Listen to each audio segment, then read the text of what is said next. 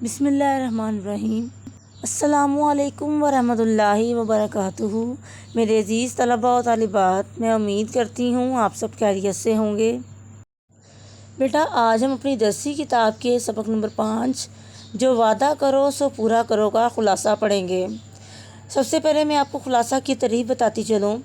خلاصہ میں سبق سے متعلقہ موجود حالات و واقعات کا مطالعہ کیا جاتا ہے۔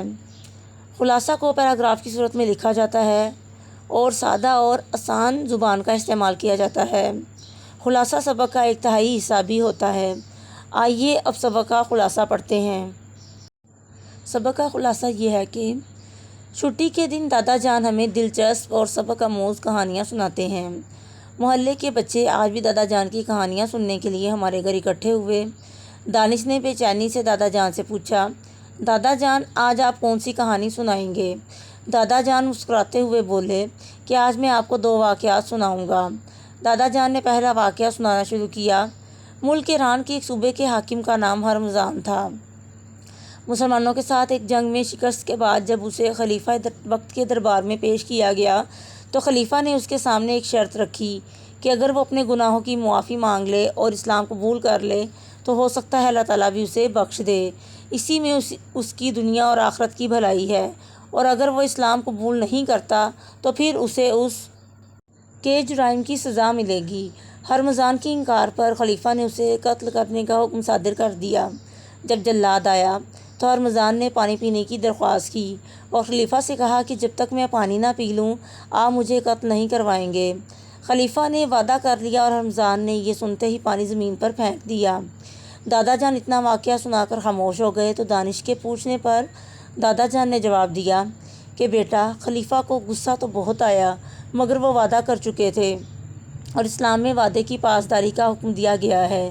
خلیفہ نے جلاد کو واپس جانے کا حکم دیا تو پھر ہرمزان نے اسلام قبول کر لیا اور کہا، میں ایمان لاتا ہوں اور اعلان کرتا ہوں کہ اللہ تعالیٰ ایک ہے اور حضرت محمد خاتم النبیین صلی اللہ علیہ وآلہ وسلم اللہ تعالیٰ کے رسول ہیں۔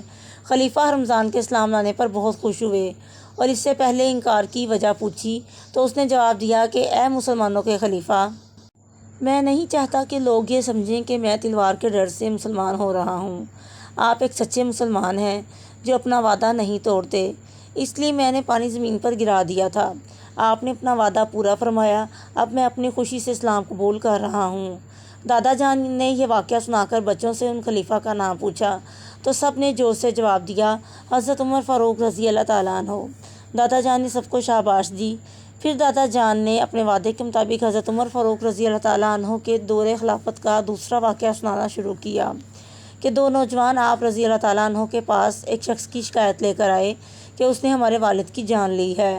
خلیفہ کے پوچھنے پر وہ کہنے لگا کہ اے امیر المومنین، ان کا والد اپنے اونٹ سمیت میرے کھیت گھس آیا تھا اور منع کرنے پر بھی باز نہ آیا۔ میں نے ایک پتھر اٹھا کر اسے مارا، وہ پتھر اس کے سر میں لگا اور وہی مر گیا۔ پتھر مارنے والے کو موت کی سزا سنا دی گئی۔